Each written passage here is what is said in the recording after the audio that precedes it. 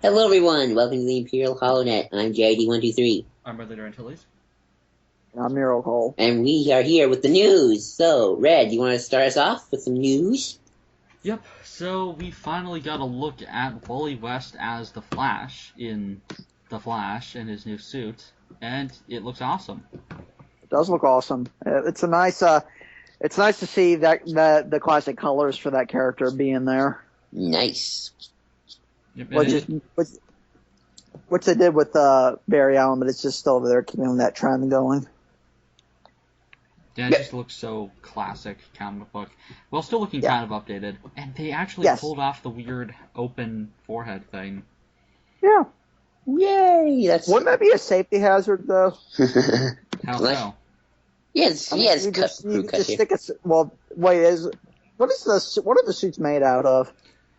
I know Cisco built them for firefighters or something. Okay, so never mind. Right. Then we got an image of what might be Black Flash or something fighting Wally. Save Star Wars for last. Yeah. Save Star Wars for last. Well, I have to ask you this: are you getting tired of all the villains being speedsters, basically the main villains? Very tired of that. I wouldn't mind having them as side characters and leading up to bigger things, but it just seems to be getting overdone at this point. Though, to be fair, I haven't seen season 2 of Flash. No, I've never watched Flash. I'm still getting through Arrow, and I gotta wait to get to the crossover so I can start watching Flash.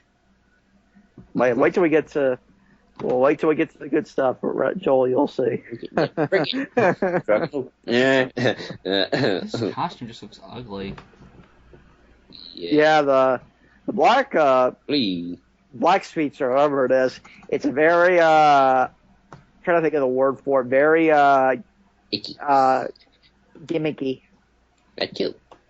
Yeah, it might be Black Flash from a different universe. It might be the Black Racer. It could be this universe's Reverse Flash. Yeah. Yeah. I'm unfamiliar with most of the Reverse Flash's continuity, so do you have any insight on this, Rob? Having not read a Flash comic before, I can safely say that I think this guy is probably supposed to be like when Flash became the Black Racer in the New 52 or something. I think. You're more informed than I am. Definitely. So, a Batman weird ass costume. So next is Star Wars Rebels season 3 clip. Yep, and I saw it, and Ezra shoots a guy. Forget the fact that was the first thing I told you. I was like, oh my gosh, Ezra's finally killing people, yay! And his hair's short. Like, And he got I'm not digging the hair. It's too short, but it's at least better than before. Though I still can't tell what his hair color is supposed to be, and that's annoying. I think it's supposed to be blue. But is it supposed to be black and it just looks blue because it's an animation trick? No, I think it's supposed to be blue. It looks blue in everything you see. But blue isn't a hair color in the Star Wars universe for humans. Well, they could always dye it. But he's a freaking street rat. How does he have the time to dye it? I don't know. Why does the Mandalorian character have time to spray paint all the stuff she does? I call this look crew cut Aladdin. But Sabine at least has is part of a rebellion. Though it is weird that spray cans exist in the Star Wars universe. I don't know why. That bothers me. But yeah. So to be fair, the spray cans will come again pretty soon. Read in your readings. But hey, at least they're used cool. At least they have a cool. So and I like Ezra's new lightsaber. I like the colors. It really green lightsaber. We haven't seen a green lightsaber in Rebels, I don't think. Nope. In fact, this is the first time we've ever seen somebody even get killed by a lightsaber in Rebels. Is it? I think. Well, unless it's Maul. No, we never saw anyone actually be directly killed by a lightsaber. Oh well, maybe Dave Filoni took some listening from the critics. Yeah, but I just love this because before I never felt any tension in Rebels. Like, I couldn't get into it because why should I feel threatened when the characters can, take down an army of stormtroopers with just their bare hands? They're still taking them down, though. The stormtroopers aren't there. They're actually resorting to kill them. It's not as simplistic. There's a difference between your heroes take down 15 enemies with their goddamn bare hands, and your heroes take down 15 enemies by actually fighting them, like a soldier. Because if they can get out of every situation just by bullshitting their way out, or by running at them and hitting it really hard, it's lazy writing. Yep. Why should I feel threatened? Think that pig guy's dead? They kind of were doing the thing where he just like up in the air. Maybe he'll come down and be okay, but be splat. I don't know. I kind of want to see it not get exploded. Poor pig guy. Well, hey, and also, one more thing. Hondo's back. Yay. Yeah, also, Hondo. Everything seems to line up with the making Star Wars rumors, this means that it's probably definite that Thrawn is going to be showing up. I have been saying that for weeks, if not months. Well, we didn't know, dude. We didn't know that that this was definite. That he had the new lightsaber that's green with a more simplistic hilt and a whatchamacallit, and shorter hair. Let's hope they keep this up. Come on, Dave Filoni. You can do this. You can do this, Dave. We love you. The day that Thrawn is recanonicized is the day Joel is very happy. Well, we'll make that video just of Joel gushing. Mark my words, people. And hopefully it's the season premiere, because the premieres are always technically the best episodes. But then we wouldn't get to see it yet. That's true, but well, maybe I can find it. But everyone would be spoiled by the people at Celebration. That's yeah, right. So, I hope Dave is because Dave listens. I hope Dave maybe they got their act together. Hopefully. I thought Ezra has a definitive fighting style, and he's integrating blaster shots. Like, he just shoots a guy point blank in the face, and like that's his awesome. Journey to the dark side is beginning. Well, I wouldn't even say journey to the dark side as much as just that's what a Jedi does. Ezra Snoke. But I mean, that's what like Anakin does in Clone Wars, or Obi-Wan does, or even what Qui-Gon does in Episode 1 and stuff like that. Like, that's, classic Jedi, because the Jedi, try not to kill, but it's so stupid when you have a freaking giant-ass war going on, and your heroes never even have to kill anyone directly. Also, does Ezra look taller and older? Yes, he and Sabine both look taller. That was a time jump then. They time jumped in. Oh, totally. I wonder how many years? Like, I forget. Like, when did we start? We started, I think, 5 or 6 BBY. 6 years before the Battle of Yavin. So probably 4 by season. It was probably 4 years by season 2. So this is probably going to be 2 years prior. Well, wait, no, because they're pulling pretty hard that Rebels and Rogue One got to line up. They always say that. But time progresses in a cartoon show. That's right. I mean, to be fair, who knows how many times passed? So that good point. Plus, they said they are getting closer. They don't necessarily have to be taking place simultaneously. Just they're in the same year. That's true. You don't have to do what Agents of S.H.I.E.L.D. always does. Oh, God. And you know what's sad? Have like, oh look, there's the ghost flying by. I mean, that'd be cool. It'd be like the Outrider showing up in the special edition. That's true. But you know what's sad though? I think Rebels actually has more to do with the greater Star Wars universe than Agents of S.H.I.E.L.D. will ever do. I think Rebels has more to do with the overall Star Wars universe than freaking Episode 7 does, but, yeah, so, I really like the green lightsaber and the more simplistic hilt, because I freaking hate the blaster hilt, because it only shoots stun shots. Once again, they're in the middle of a war. Why is he using stun shots? But they fixed that problem. Yay, hopefully. Finally. Yay, maybe this is their season. Maybe this is finally their season. And I wonder if Rex will be like even more like fat and jolly when we see him. I think the thing I always did like about Rex was how he always knew his military jargon. I thought he was cool. Yeah, and for this season, people are wondering how much of the movie? Sabine and Zeb don't seem to have any costume. Well, Sabine apparently has like different guards on her legs, and that's it. They said Zeb has a new uniform. Nice. I can't tell. Maybe Sabine might have a different hair color yet again. I can't tell. The helmets. Yeah, I mean, though it's not poking out the bottom, which means it's probably shorter. Or up in a bun or something. So how would that fit under the helmet? Who knows? The helmet. how do most things like that fit into the helmet? But then again, this is a heightened universe, so screw physics. Like, every time Kanan puts on a Stormtrooper helmet, I'm like, how the hell does it fit there? That pig looked kind of alive when you. It's an Ugnaught. That Ugnaught looked pretty alive when he blew up in an explosion. Yeah, though he's like 3 feet tall. He's gonna come crashing down. I'm pretty sure that's gonna kill him. Me, that's possible. Again, yeah, I mean, Clone Wars follows cartoon physics as well at points, but still. I was just watching Clone Wars, and they're dealing with, like, domestic terrorism, and, like, are they able to fund them, and it's pretty much an allegory for, like, fucking, like, the Bush funding, like, terrorists in, Afghanistan in the, like, 90s, and it's like, holy crap. That'd be great. Like, that's the juxtaposition between Rebels and Clone Wars. And then Rogue One comes, and then we see Saw Gerrera, and he's... Oh my gosh, I just watched, this off topic, but I just watched, I think it's War on Two Fronts, and... I forgot what you were talking about for a second when you were talking about War on Two Fronts. And holy crap, like, he is just totally, like, how did we not see it sooner? Because, like, half the dialogue he says is practically already stated in the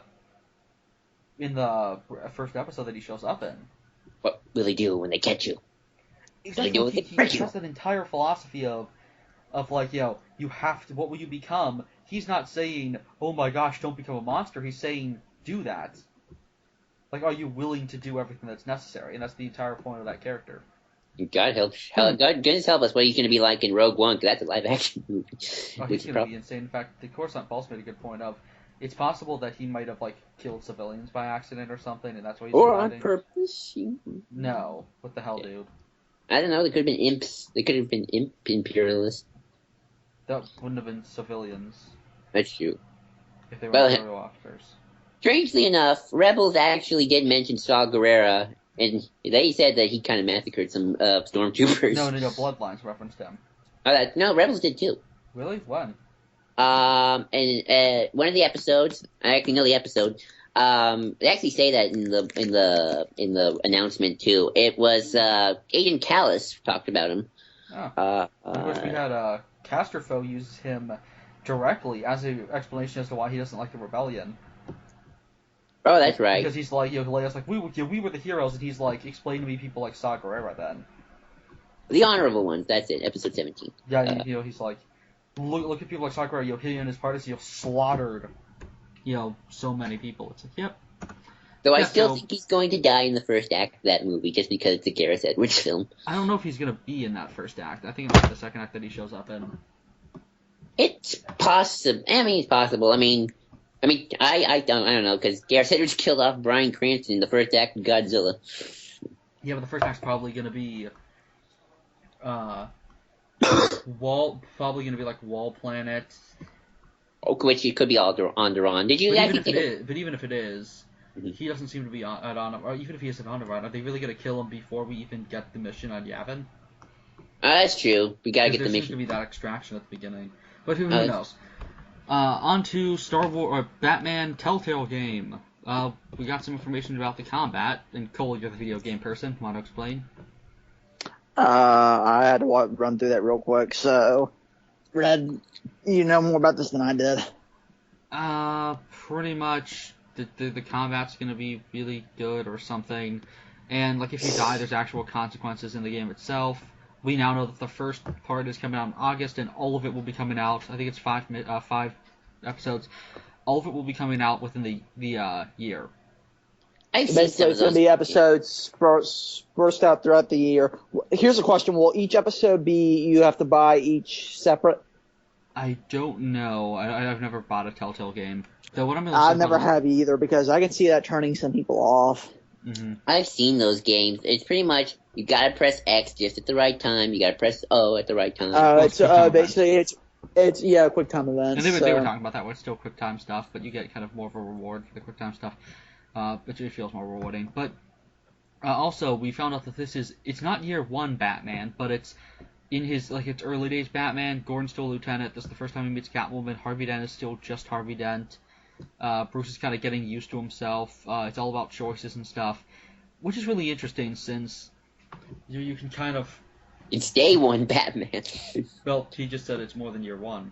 I know, I'm just joking. Like decade one, I guess. But like, I'm guessing like how he handles dealing with Catwoman. You could possibly make a mistake there. Like it's all how he deals with Harvey. Like there can be all kinds of mistakes you can make easily that will affect your entire playthrough for all the missions, and that's gonna be really cool since early days Batman is all about making mistakes. Like I love that about Legends of the Dark Knight where you see a Batman who makes a bunch of mistakes. Like in the Faith storyline, like a lot of people, I was read the letters pages for as the storyline that came afterwards, but a lot of people were pissed about Batman working with or letting a vigilante group that was following him just do whatever, and people were really upset about that. They were like, "Well, what do you expect? We're telling his story. He's gonna make flaws. He's like goddamn month one. He's not gonna be a mature, fully formed Batman yet." And that's kind of what we're getting here, where he knows what he wants to be more, but he's still not fully gotten all the kinks out. Like he's still making mistakes. Who are the writers for this, Rod? Question. Because I think this would be the prime thing to pick up if the writers behind this were good. Let me see. Hold on, they don't really have a writers thing yet. It says, yeah, we still don't have any. Well, we have. Nope, they have. There's a lot of stuff about the art, but we haven't yet had a. Oh, Renee Montoya's confirmed. That's cool. But yeah, they haven't revealed who the writers are yet, which is interesting. I know Jeff Johns was involved in the story working process thing, but that's it. Because I'd get some veteran Batman writers on this, and that if you were to announce it, I'm sure you'd get some comic book fans who also own game systems to get into this. This might be more enticing that way. I'm surprised they haven't done that yet. Mm-hmm. Oh, I just remembered an extra piece of news. Star Wars Episode 8 has officially wrapped up filming. Yes. Yeah. And stormtroopers danced at the after party. Mm-hmm. So yeah, that's pretty much the news so far. Oh, also Batman will have a lot of cool gadgets because he's in his early days, so he's relying more on gadgets, and there will be little drone things. Which I wonder if they're going to deal with the morality of that. Oh, drones? Yeah, Batman having a bunch of drones spying on his entire city. In the Silver Age, he had a giant flying eyeball that would spy on the people of Gotham. To quote Chris Sims, to remind the people of Gotham that Bat Brother is watching. Yeah. Okay. Reviews. Yep, reviews. Do you what do you want to start with? Books or comics? Should we start with the one that? Well, yeah, you do your Aftermath review. Okay. So I just read Aftermath. It's the continuation of the first Aftermath book. This one is Aftermath Life Step. Short and sweet review. I'll try to keep it. Yoda speak. I do. This is a better book than the first one. It definitely reveals a lot more of the post-Return of the Jedi world, at least in terms of the politics. Still not the Luke stuff, sadly, so if you're a Luke fan, sorry. You gotta wait until episode 8, I think. That's sad. If you don't like Chuck Wendig's prose, then you're still not gonna like this book. But, it's really weird. Yeah, no, I don't. The prose are weird. But I think this definitely is allowed to do a lot more in terms of, setting up stuff for the new stuff. Definitely showing what's going on with the Empire, which is my favorite stuff. Showing the New Republic starting to divide between the centrist and the populist. And overall, I really enjoyed it. I think so far of the post-Return of the Jedi books, Bloodlines is objectively better. But I think I like this book more just because it deals with the Empire stuff. And I like Empire stuff. So I would recommend buying this. It's a lot of fun. The pros are weird. But I think if you can get past the pros, you would enjoy it better than the first Aftermath book. So yeah, that's my short review. Okay. Okay, Ooh. yeah, so pretty much by that, I've started it. It's acceptable. But Like I said, it's not objectively the best. I think Claudia Gray is a better writer. I would say Tarkin is better as well. No. I think I like Claudia Gray's stuff just a bit more. I'm not talking about Claudia Gray though. Oh, okay. So as well. Sure. Yeah, By the so way, Poe motherfucking Dameron. yeah. Which, by the way, cool. You've been buying comics recently. Buy Poe. Yeah, I gotta get the Get in on post. that. Is that available in most comic book stores now? Yeah. Is the first trade out yet? Or No. We just did issue 4. Okay, so I'm like, the thing is, what I need to start doing now is start a poll so I can start getting the comics week to week. get the Vader trades at least. Well, also you could get stuff week to week so we can review that stuff as it comes out. Yeah, that way we can do nothing in Marvel so far has enticed me, and I don't have, and right now DC has a jumping on. It might just be. And as you know, this is actually a start of a new arc. First, Yeah, I will take my leave. that was really creepy. Yeah, but yeah, this is actually the start of a new arc. Mhm. And I watched Ian's review of this, and he's right. I think this is the better starter point. Yep. Where do you want to start? I like the beginning scene with just seeing Poe and his pals hanging out, drinking, talking. Subtly setting up who planted the thing. Yeah, that too. So let's just get into that actually. So who planted the tracker? The biggest hints right now are the biggest questions are Lulo or Adi. Adi may be in episode 7 as that other member of his species who you see really briefly, or he might not. Oh, that's right. Because there's another one of Eloaxi's species, and so yeah. Maybe. And plus that scene between Jess and him, where she's talking about like, because he's not a good enough pilot yet, so he's just a mechanic, and he really wants to get out on the field. So I think he's probably gonna. I think what we're gonna end up finding out is that he's not at all the traitor, and that he's like actually still just the kind of young. He's much younger than the rest of them by the looks of by the way they talk about him, and he's a good mechanic, but he's not a good pilot. Yeah. You know, which will be a rough day for me because you're the best damn tech I've ever worked with. Like, you know, all this stuff. Like, I think it's building to whoever the traitor is. Everyone's like shocked, and that he's the only one. He's the one who saves the day and maybe dies in the process. Ooh. Like he finally gets to be, or maybe it will be like what's his face in Ghostbusters 2 when he puts on the Ghostbusters suit and goes out there. I don't know. Wait, Red, you've seen those films? It's freaking Ghostbusters.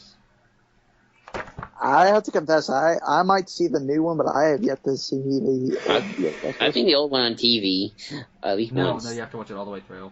Dude, it's fucking Ghostbusters.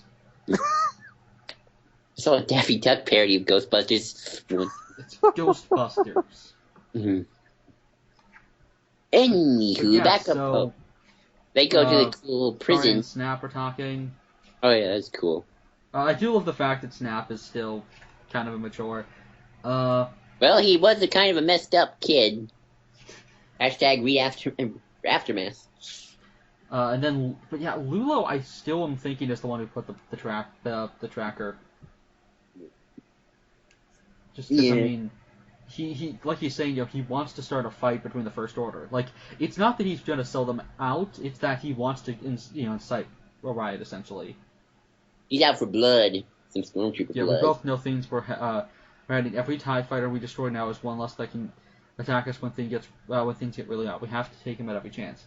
And he's like, you know, we're all the best, but, you know, no First Order pilot can come close to us. But, you know, we need to, you know, wait our time. Which this is why I like the Resistance, and what I really wish we saw more of. Instead of freaking, Rey randomly becoming, you know, God-level Force user in 5 minutes, this is what Episode 7 should have been, about, you know, the Resistance and who these people are, and the fact that they're kind of different than the Rebellion, and they're more paramilitary-esque than even the Rebellion was, and it's awesome. Okay. Yep. Maybe Episode 8 will do that? No, probably not. Yeah.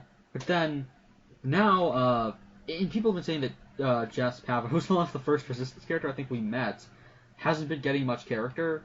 And finally she gets that one scene with Adi. And I think this character might have now become a favorite in the entire book, just because she's essentially Corin Orin, or like any of the classic X-Wing characters. Like, all the other X-Wing characters never seem to talk about X-Wings, or piloting. Like, they all just happen to be pilots because Luke was a pilot, and we're supposed to have pilots in the Star Wars film because, well, that was in Episode 4, therefore it should be in this film. And it's kind of the only reason there was a bunch of pilots in Episode 7. But none of them act like pilots, necessarily. Like, none of them act like flyboys. They don't have that personality, they don't have, that attitude. And just as, like, the only one who actually feels like a character who would belong right in those X-Wing books. She talked about, like, the, why X-Wings are, like, the best ship, and is, like, bitching about TIE fighters, and talking about, modifying the engines, and, shit like that, and talking, like, I love this, let's drink up and get back to work. We need to get my astromech up, and running before Poe sends Black Swan to another death-defying mission. To faster ships, faster ships, and defying death. It's like, that's exactly what the X-Wing characters should be like, and no X-Wing pilot in New Continuity has acted like that. Like, I miss that, because none of them are talking about the tech. None of them seem like, Well, it's Star Wars, dude. It's not sci-fi. It's fantasy. Do you not... Oh, dear God, dude. First of all, that's not... It doesn't... The sci-fi is... Space fantasy can still be about characters talking about their technology. It just doesn't have to be as realistic. That's the difference between sci-fi and space opera. And also... But people don't really care about that stuff. It's not about the tech. Do you not understand the very important thing of, if a character is a mechanic or uses ships, then it's part of their character.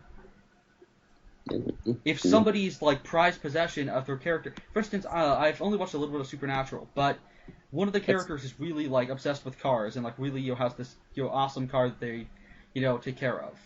And when they have, scenes of them just fixing up their car or talking about their car, it's not there because it's trying to talk about a car. Or at least it might be if you're not actually thinking about character stuff, but a competent writer understands that you do that stuff because it's part of that character, because it's what their hobbies are.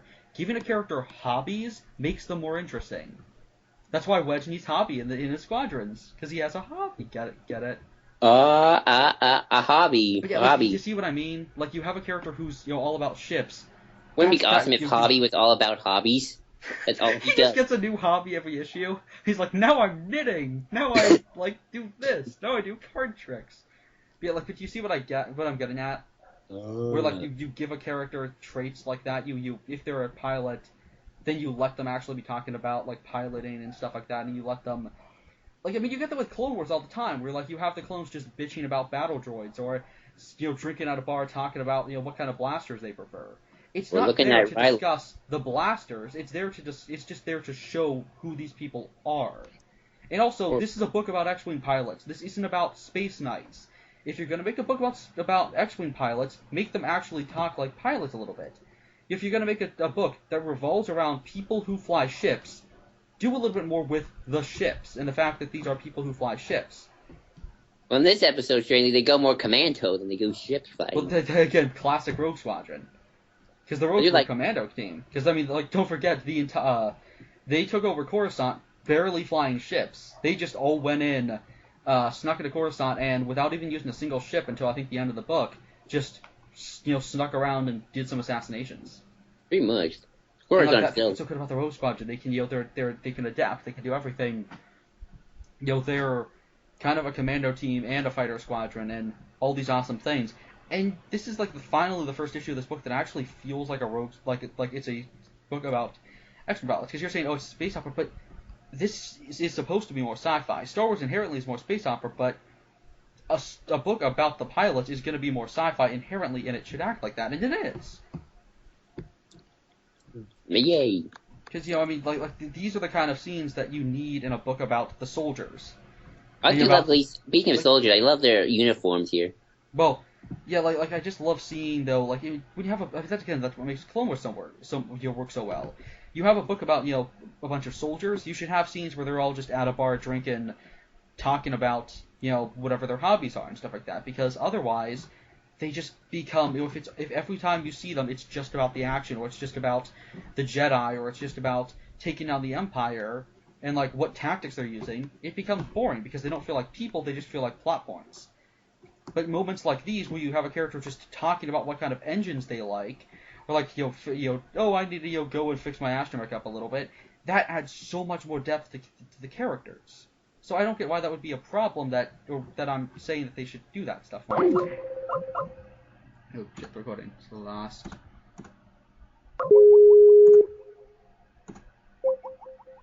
All hear the dark side. Okay, so yeah, what were you saying? Or I mean, did Sorry, you hear what I was saying? You cut out. Yeah, I forgot what you were saying. I say pretty much like, why would you think it's a problem that they should do more of these scenes like this? No, I didn't say it's a problem. But you were like, oh, it's space opera. They don't need that stuff. No, I don't need it, but that's just me. But yeah, that's just you. And this is a book about X-Wing pilots, so they should kind of, it's good to see them acting like X-Wing pilots. Actually, that's like complaining that they're smuggling in the Han Solo book. He's a smuggler. It's part of his character. Oh, this bounty hunter did a bounty. Well, I don't like Star Wars for the I don't read Star Wars for the bounty hunters. But you're reading a bounty hunter book. Like, it's a matter of intent. That's what's great about the Star Wars universe. You have so many different facets. So you have pilots. Well, then that's going to be a little bit more sci-fi. You have soldier characters. It's going to be a little bit more trooper focused, but tactical things and war focused and about the everyman. You have a book about space knights. It's going to be all about the morality of that. You have a book about space monsters. It's going to be about religion. You have a book about an archaeologist teaming up with a cyborg Sith Lord and a bunch of psychotic droids. It's going to be about whatever the freaking hell Murderous Vengeance. What is the Vader book? Murderous Vengeance. I just said. That's kind of what it is. I kind of want to see more archaeology, actually, now that you mentioned the archaeologist. Like, don't you want to see Vader in a temple trying to take... a dig. That's an entire issue. Just the Rogue Squadron, or the Black Squadron accidentally gets stuck on a planet and they decide to dig. No, I want to actually see them now do the Indiana Jones thing. They take an artifact, and then the rock comes down and Poe's like running, like you're going to the X-Wing and keep going BB-8. Start the X-Wing! Start the X-Wing! And then, somebody gets shot, and he's like, they knew the risks. And then what's a Star Wars snake? What's a good example of a Star Wars snake? I don't know, maybe that snake that bit Mark Hamill in Empire on set. Yeah, the snake comes like, this snake's I hate. That snake got in the X-Wing cockpit. Where it's like, what would Poe's greatest fear be? Maybe it's masks. That's why he's making fun of the mask. Masks. I hate masks. He falls in a pit of masks. Like somebody has the blast shield on. He's like, kill him with fire. But yeah, this was actually a pretty good issue. Oh yeah, and Egghead's back. Yay! Who? Egghead. Trex. Sorry, also, it sounds. Twi'lek with really weird Lateku. That is awesome. And that's not good. It's weirdly drawn, Lateku. And also the Hut guy from that must be really stupid because Lateku store brain tissue, so that means this person must be dumb amongst Twi'leks because it's not that big. Probably. Oh, and the Hut guy's back. If somebody says size matters not, dear God, I will. Also, I love this prison. Oh yeah, it looks awesome. It looks like I don't know what it looks like, but just the idea of it has this grav shield around it, and if you get outside of it, you'll be crushed from gravity 10 times your weight. That's awesome. Especially if you're a Hut. I don't want to see that happen to the Hut, actually. Oh, that'd be disgusting. Though, to be fair, I kind of wish it was the Citadel, just because that would be so cool. Also, these Hut with these spider legs, kind of weird. Well, I think those... That's what I thought at first, though I think that it's not that they're wearing... It's not that it's spider legs, I think it's just supposed to be that they're on these, little platforms. Oh, that's what... Yeah, looking at one of them, I think it is... What's weird is it looks like it's inside. But one looks like it has a platform, though. Yeah, one definitely has a platform. The others, I think it might be part of them, but I think they're detachable. Maybe they're fat. Maybe some of them's fat folds are covering. Well, the Hut we see used to have a lot of muscle. He wasn't like a Jabba the Hutt. He was like the Kingpin almost. He could kill you. Because he appears in Star Wars Volume 2, which you have not read. He had General Grievous's mech droids as his bodyguards. Oh, also, yet another reason why Jess is now my favorite character. She throws a bunch of... Everyone's like, oh shit, we're gonna die. She's just like, move aside, and then throws a bunch of smoke bombs. Or gas grenades. That's awesome. I hope none of these characters die. I want to see them in Episode 8. Well, thankfully, Jess and Snap are going to be there, so... Huzzah. Yeah. Yeah. Come on, Ryan Johnson, make the dreams come true. Yeah, it's nice to see them. Especially because it is kind of funny how everyone else is, like, really, like, thin, and then Snap is just lagging behind when they're running. Well, Snap used to be thin back in the day. He was, like, 8. You see, they're going to use the third Aftermath book to highlight the childhood obesity. Probably. I mean, Snap's just going to be eating sandwiches or hot... Also, or Rancor head in the middle of the hallway. That's awesome. Also, so Tarek's back, and he's just sitting there. That's awesome. And also, Hut taking a bath. That's disturbing. Good evening, Mr. Poe. Well, I guess for this guy, I guess for Gracchus, it definitely is cybernetics because they're in there with him. Oh, you're right. I like how Trax appears like a James Bond villain. Like, I want him to go, good evening, Mr. Dameron. I just want to see Poe say, well, I just want somebody to be like, who are you? Poe Dameron. But it was like, Poe Dameron. Poe motherfucking Dameron. Done. He takes his blue milk. They could get a Star Wars James Bond intro once, and it's awesome. So yeah, that was fun. I liked this comic a lot. Did we have you never got this Han Solo one, right? Number 2. Didn't get around to that yet. Dang it! I wanted to see some Shizor-looking creatures. Okay, was there any other comics? Yes, I have 3 more. Road to Civil War. Oh, and 2. Cole read DC Rebirth, so we should let him talk about it, even though we talked about it already. Huh? Cole did read DC Rebirth number 1. We should at least get. A while ago, remember? Oh yeah. Do you want to talk about it, Cole? My summary of the thoughts are, surprisingly, it wasn't as convoluted as people were making out to be. That being said, aside from the Wally West and Barry Allen moment we get toward the end of the book, it's really, really mediocre. None of it. It's a good starting point, I suppose, but other than that, it's really by the numbers. Yeah, the whole thing about being convoluted is that it just doesn't make any sense with what they told us before, essentially. And I also read Green Arrow number 1, and all I'll say for that is, go get it, people. Go get it. Yeah, so, okay, so that's all you have to say on that?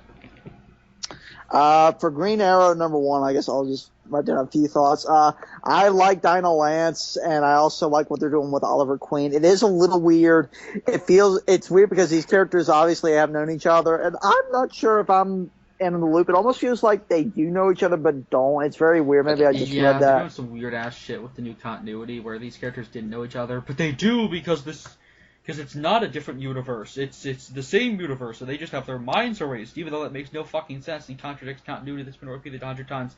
Just talk to Mask and Quill, or just see any conversation Mask and Quill and I have had over the past few weeks or past few months, and you'll see what we're talking about because we bitch about that a lot.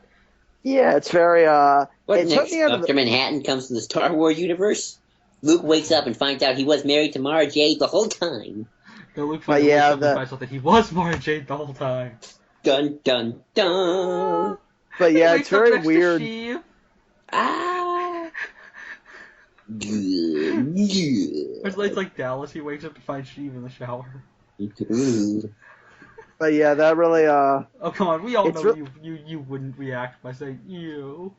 I would. I mean, but yeah.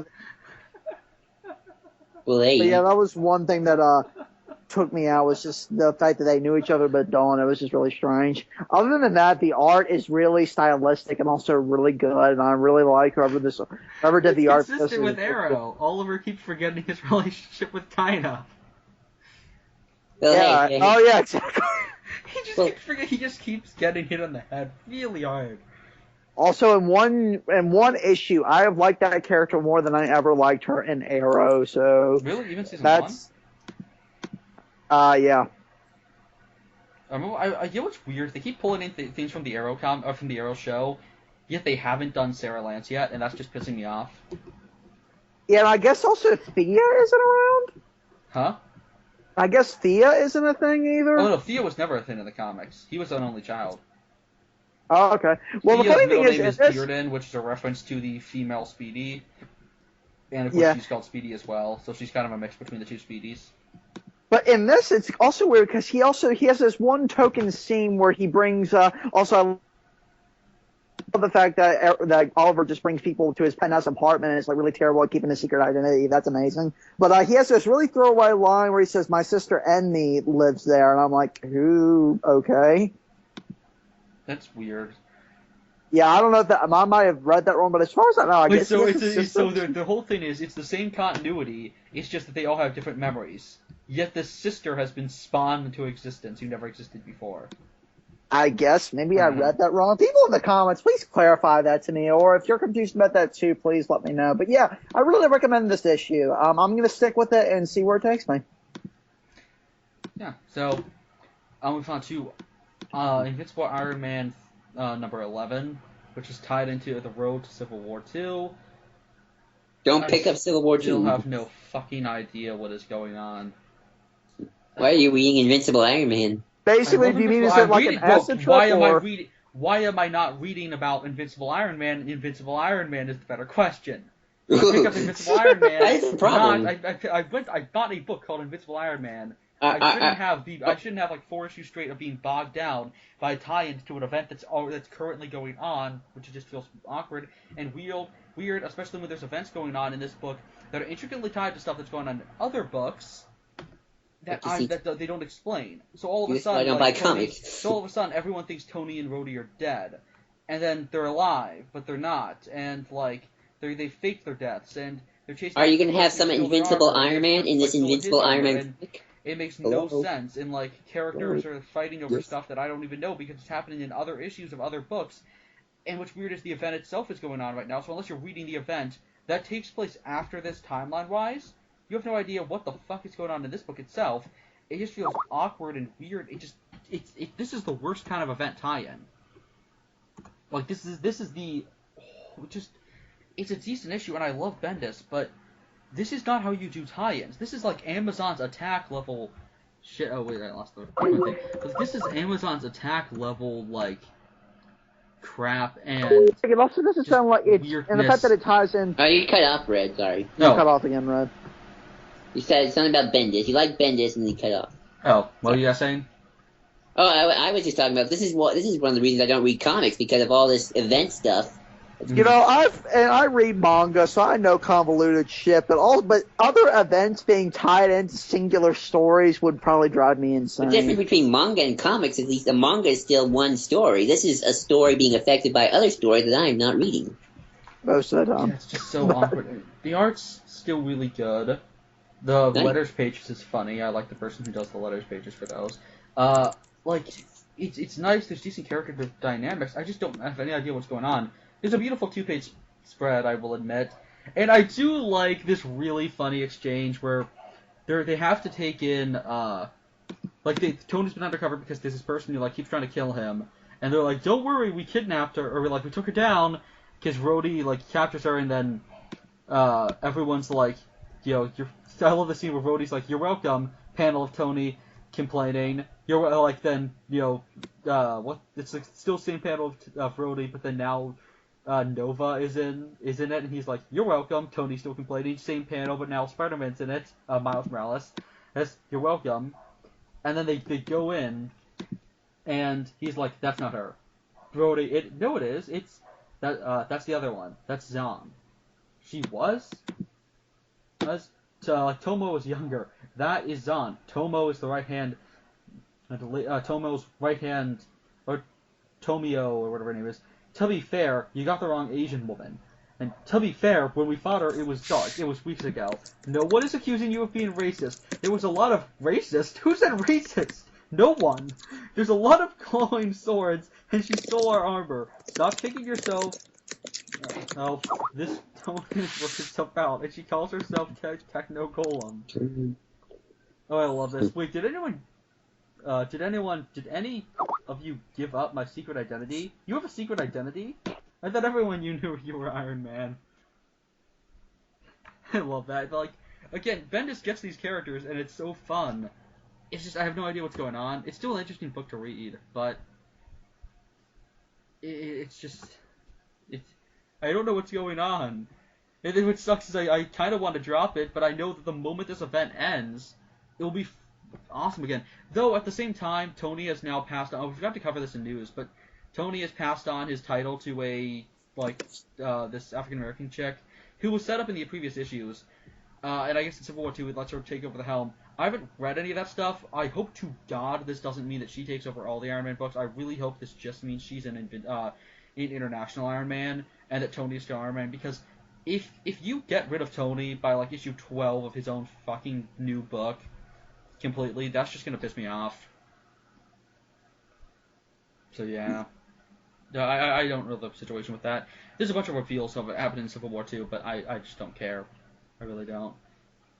This is why I don't like Marvel. Because DC pisses me off, but at least I care about the things enough to be pissed off. With Marvel, I'm just like, oh, it's just not worth it. It's not worth it. It's sad. I just don't care.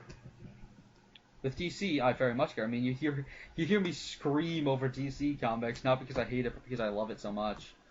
With Marvel, I'm like, this thing probably should infuriate me. I'm just annoyed. And I'm both. I could care less about any of them. They could all burn. Burn them all. Yeah, just kidding. I don't care if you burn. Well, it is incredibly flammable. Bring them.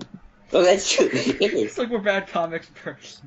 We're like, bad comics. Bend them all than Kara. Welcome to Orange County, California. We're bad comics burn. Yeah,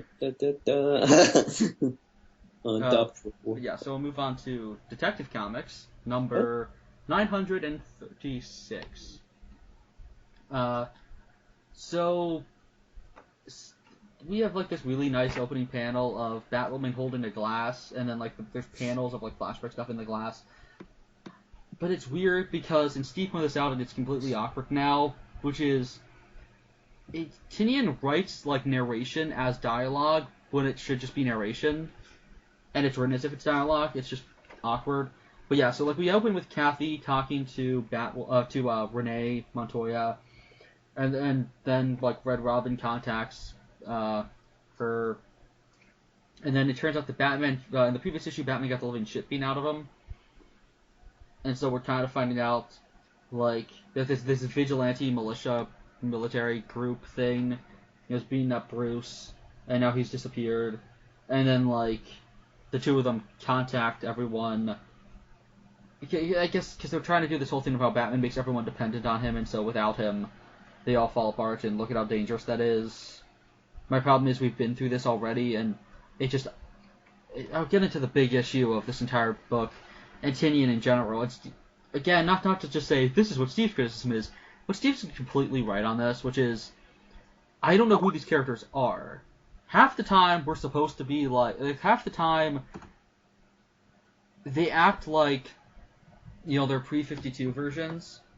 Then the other half, they act like they're new 52 versions. Then the other half, they act like what people who haven't read their pre-52 versions think their pre-52 versions are like.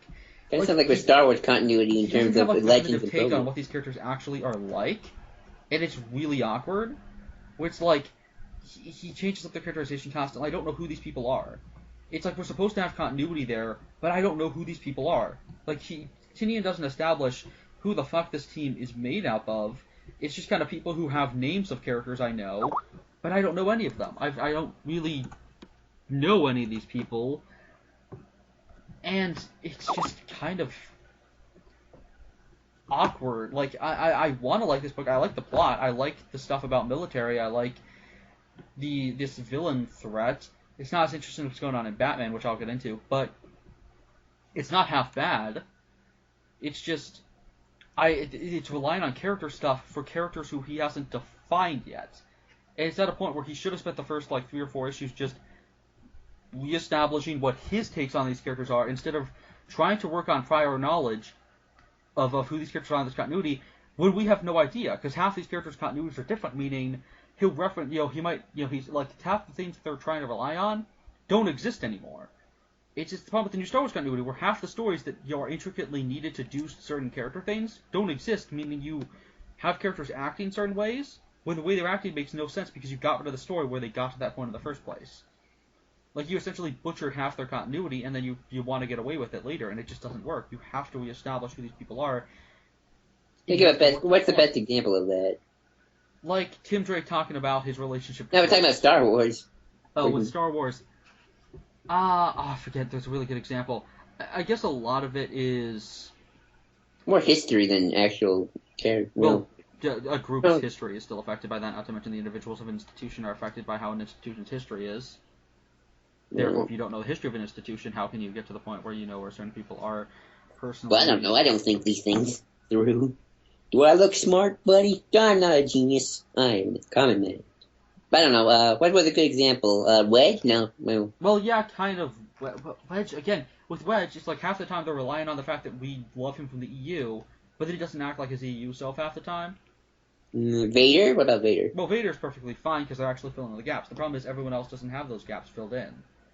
Alright, what was the best example you were thinking of? I guess Wedge. The problem is it's a little incongruencies that just build up. Okay. Like, you have to wait for the entire Star Wars book to get over to actually get to, fix problems and stuff like that, and characters are acting certain ways when they, like, I can give you an explanation as to why they would act that way, but the problem is that the reason for that doesn't exist anymore. And it's just awkward little things, and entire stories went out of continuity that kind of, you need to reinstate what those stories actually were and what those events were for these characters, and you need events like the Battle of Ruusan to actually explain why the Jedi are acting a certain way in the prequels, but you don't have that stuff, so then an entire institution makes no sense because you got rid of a story that didn't need to get gotten rid of. And same goes with the New 52, where I don't even know what's canon and what's not canon.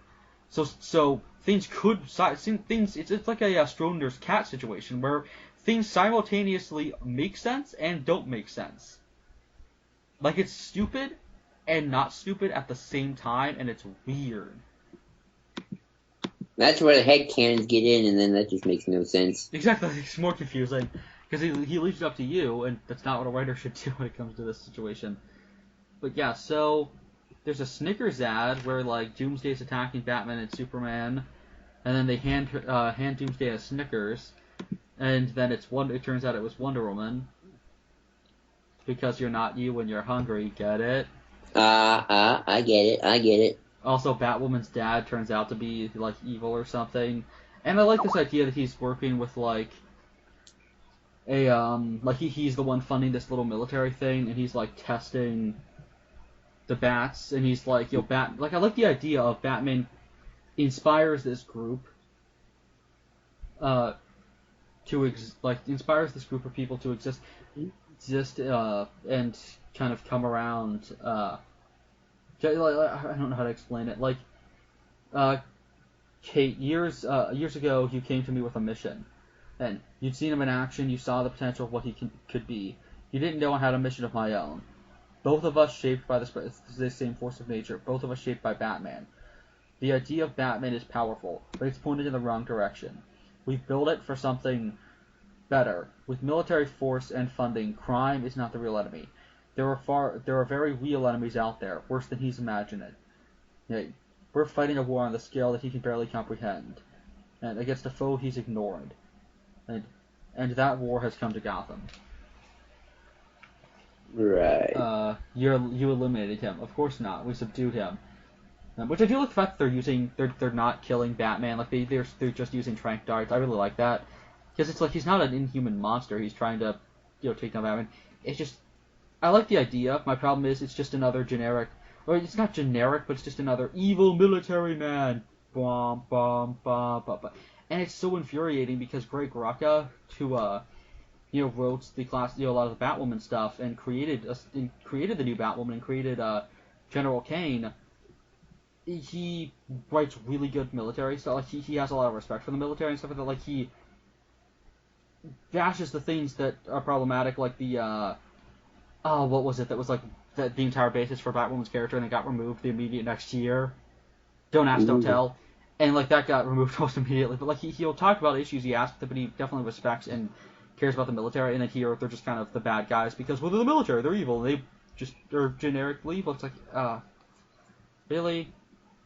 We're gonna go that route? Because Batwoman's a character who's involved in the military, so therefore we have to make the military the bad guy in every story. It's like, really? And it doesn't come off like, and it's not offensive yet. It might become, who knows. It's just, I prefer when you actually go past that stereotype. Like when you have when you use a character who is a soldier and believes in the U.S. military and stuff like that, face off against people who, like, we just got an arc, funnily enough, also in Detective, right before the New 52, banner disappeared, no, right before the Rebirth banner happened, where you had Gordon back in his military days. And he's talking about, like, the horrors of being in the military and stuff like that, but there's still an immense respect for the military, and there's still an immense respect for what these soldiers are doing and stuff like that. It's not generically kind of, oh, look, here's like, we're doing a thing with a soldier from the military. So that must mean that any plot that they're involved in must be that the military is evil and they realize that that's... So it's like, no. Like, we have an entire arc with Gordon, just like the previous arc in Detective was Gordon dealing with stuff when he was in the military. That was not at all negative about the military. There was one corrupt guy, but again, Gordon was pissed at him not because he's a military person and that's why he's evil, but because he betrayed the system that Gordon cared about. Instead of bashing an institution, and I'm not saying they're bashing the institution, I'm just institution. It's just I'm always worried that's going to happen because writers constantly do that or use a character who's like I've seen this so many times with Captain America, where it's this character's in the military, meaning anytime we do military stuff, we have to make them the bad guys instead of you take the corrupt parts of an institution and have the character who cares about said institution prove why they care about an institution despite its flaws, instead of what can easily happen the other way. I'm not saying that's happened yet with this book. I'm just hoping it doesn't. Oh, it's going to. I mean, have you seen this generation of people? They don't care. It's like, they don't like any institution. They don't want to see the flaws. It's all bad. Tear it down. That's why I loved Rucka so much. Retweet. Why can't people be more like Rucka? It's like Greg Rucka's writing Wonder Woman right now, and I'm just like... It's only going to get worse, my friend. I'm just like looking, like just longingly being like, come back to the book, Greg. Come back to Detective. We miss you. Like, or write a Star Wars book. Write another Star Wars book. That'd be great. Yeah, just Rucka, get on this. But yeah, this isn't bad, and I think Kane is a good character here. It's just like they're talking about like the military being a leader and soldiers, but it's all just kind of rhetoric, which I think is a lot of what Tinian does. And I like Tinian, but I feel like he's just, I don't know. And again, a lot of this relies on who Kane is as a character, but we don't know that character because we've barely seen him in the new. We know him in the New 52, but it's like he's trying to combine 15 different versions of characters, meaning it just kind of gets distracting. I think this might turn out being really good. It's just, does every story about a character who's in the military have to do with the flaws of the military, or a character who's evil, or the military just in general? Like, does every Captain America story have to do with the government being evil? No.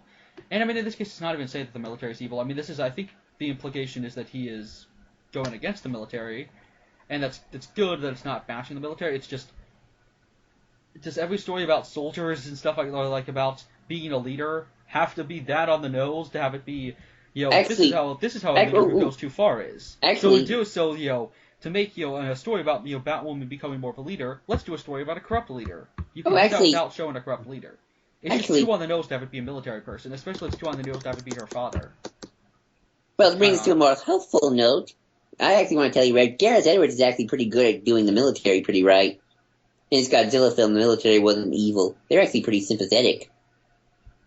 They gotta kill Godzilla, but they also don't want to hurt people in the process.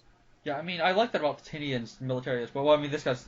Like, I like how Kane is betraying the military and everything by the looks of things, but he's still using, like, darts and stuff like that and impact grenades because he doesn't want to kill Batman. I really want to see where this goes. Like, I don't think he'll bash the military. I don't think he's gonna be really annoying about anything. It's just, I've seen this story been done 16 times so far in the New 52, and it's annoying. It's like everyone does this exact story with Batwoman, and with Batman being a leader. You ever wonder if that's just the problem with stories? I guess not. I was just saying, like, characters getting too old, they start repeating themselves. Like, this version of Batwoman has only been around for less than a decade, barely a decade, dude. Oh, well. She's, I think, just became a decade old as a character. Oh, okay. Then never mind about that then. Like, no, definitely not. I don't know. The art is fantastic. That's actually a good discussion on this thing about the whole legacy issues. Alvaro Martinez is awesome. His Oh, art's fantastic. that's good. But yeah, I like it. It's just they're kind of putting together like a team. So then we have to do a bunch of generic stuff about leadership because we've never done that in a Batwoman story. We've never done that in a Batman story. It's like this is just the outsiders again, and the other outsiders, and the other outsiders, and Justice League International. Justice League, the movie, which is coming, which probably. Yeah. So moving on to a really good. Why did I not buy the first issue of this? It's amazing issue. Batman #2 by Tom King. Oh, I heard about that one, about It's issue 1 from Steve. Hey.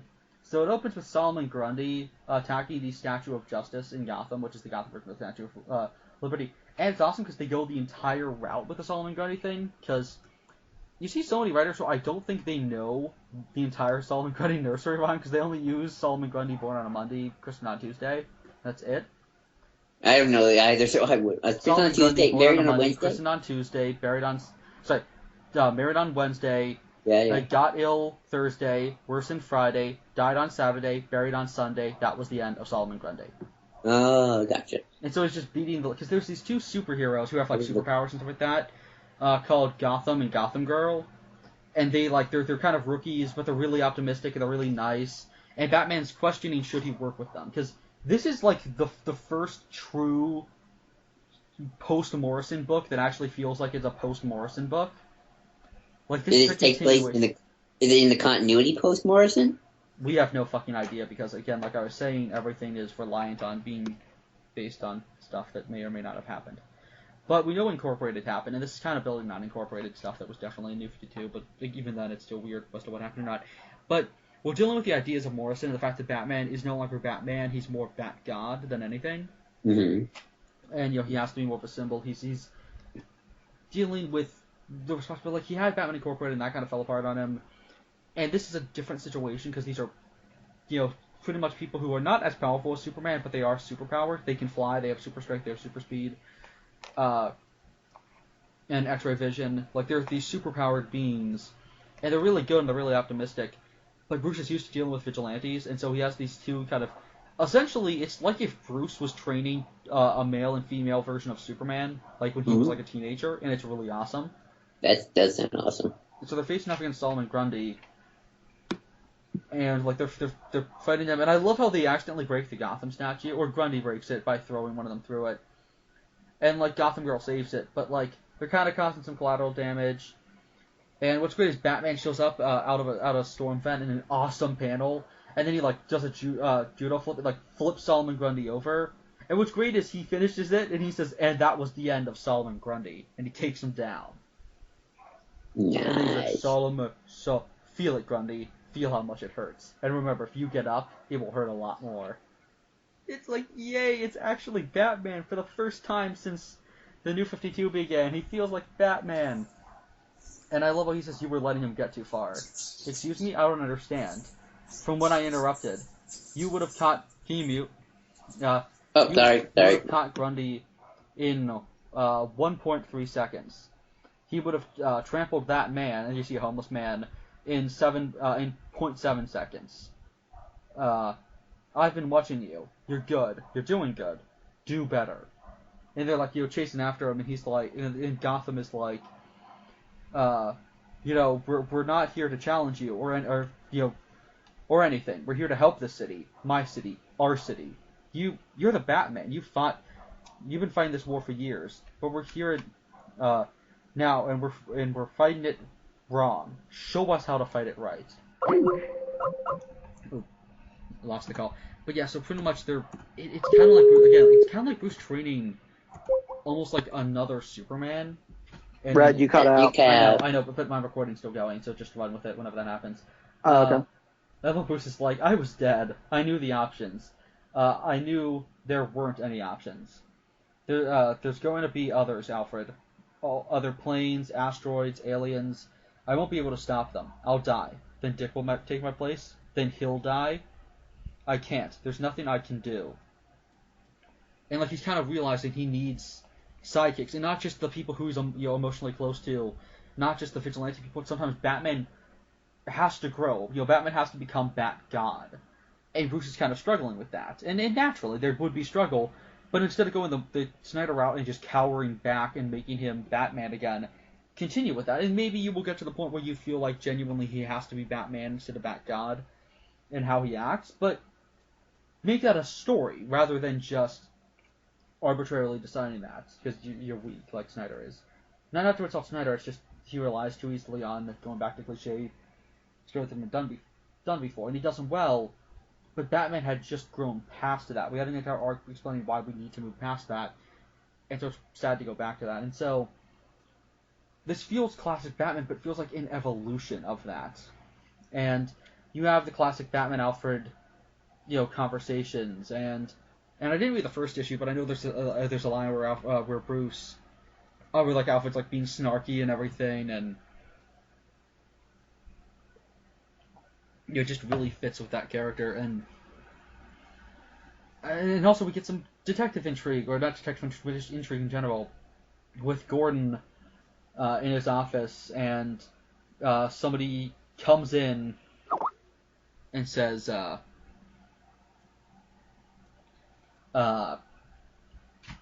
says that he's like part of the bank or whatever, and he's like, okay, I'm not. That was a fib I told to meet you.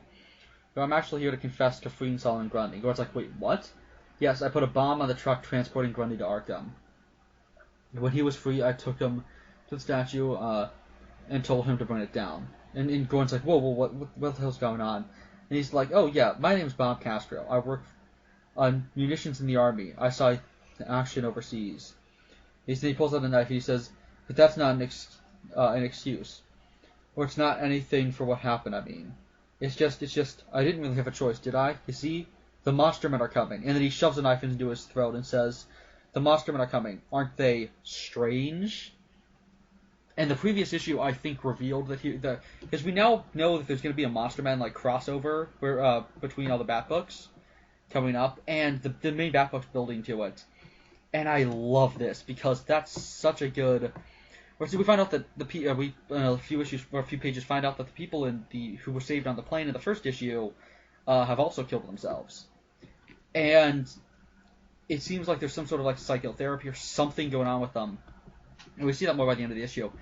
And the whole thing of aren't they strange is a really, really nice subtle nod to the Golden Age, where the first time Batman fought Doctor Strange, the issue actually opens with Bruce like just seeing a guy who's been shot get tossed out of a car that's driving by, because Bruce is just patrolling, and then he sees him and he chases after the car. He can't chase him down, but what ends up happening is he like walks over to the guy, and the guy who's bleeding, like he goes over and he's like, who shot you? Who are they? And the guy says, fog, strange, and dies. And then Bruce, sees in his pocket like a notebook, and he steals it. And then he finds out back at home that the man's words have got me stumped. He kept muttering about fog and a strange fog. And he's like, oh, he didn't mean a strange fog. He meant a fog had something to do with a person named Strange. Strange, Professor Hugo Strange. He puts it together and realizes that the guy is actually a G-Man. And it's just really awesome where like, oh, so a person, dies under mysterious circumstances and name drops Strange, but in a way that would make people think that they're actually just meaning the word strange. And he brings it back in a really subtle way, and I love Tom King now. He's awesome. It's like Golden Age references, yay! Also, Bruce, with like the Bruce is at a party. Bring forth Cheap Man Scarecrow. That's what I want to see. That guy from that Nightfall, Cheap Man Scarecrow, when Joker goes to first. The guy who's bald. Cornelius Stirk? Yeah, that guy. I think. He's not Cheap Man Scarecrow, he's Cannibal Man. Oh, right. No. Remember Joker went to one guy first? Cornelius Stirk, he's a cannibal. Oh, okay. He's his own character, he just uses fear, but in a very different way. Gotcha. But yeah, so Bruce decides he's actually going to let these people help him, But they can fly. Do you trust them? They can fly, Duke. They have enhanced vision. They already know Gordon. As far as trusting them, I don't even trust Alfred. And then Alfred says, for his 10th birthday, he asked for a katana dueling blade. I got him a wakizashi, which seemed more appropriate for his age. He's been this way ever since. I love that. He doesn't trust Alfred because Alfred didn't get him the present he wanted. That's just classic Bruce and Alfred. Also, brilliant shot of Gotham and Gotham Girl in the bat signal, talking to Gordon. And which also the panel with them like in the sky. It's a full page spread. It's really awesome because it looks like the panel. It looks like the scene from Batman v Superman, but happy and like they're not evil jackasses fighting each other. Also, I love what Gordon's like. Is it really easier to fight crime with a mask in Gotham? I think it would itch. Which I love when he was just Batman like 5 months ago, but I love when they just completely ditched that and they're like, it doesn't matter. Which thank God for that. But yeah, so then Gordon, fills them in on everything. Again, just classic Batman on a rooftop with, Gordon. And what's great is they're having a conversation with Gordon, and then they're like, wait, where is he? And he's like, yeah, he does that. And they're like, I'm using my Ultra Vision, and I can't find anything. No, And Gordon says, welcome to the team. I'm sure he'll be touched if he. I'm sure he'll be in touch if he needs you.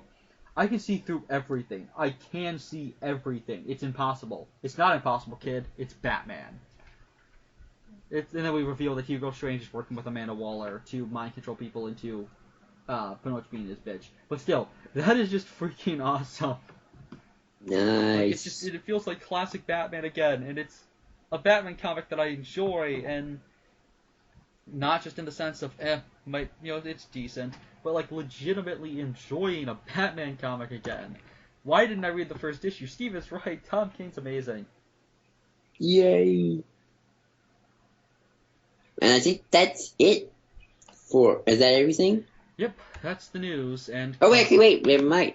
There is actually one little piece of news we didn't talk about. Do you want to talk about... If we keep talking, it's good the Rogue One trailer's gonna come out. No. I'm talking about the Ray figure. There's a Ray figure that's expensive as all heck. Well, there's always a new figure that comes out. That's statues. Yeah, but it's her in the Resistance outfit. Here, there's a link. Oh, is it a sideshow? It's a 1/6 scale Star Wars figure. Yes, that's sideshow. Yeah. It's hot. Yeah, it's sideshow. Yeah, they do a bunch of sideshow things. I need the 5s one. It looks amazing. But yeah, so Tom King is amazing. Buy the new Batman stuff. Yeah. Cool. Pick that up. Joel, you can actually buy that stuff on digital.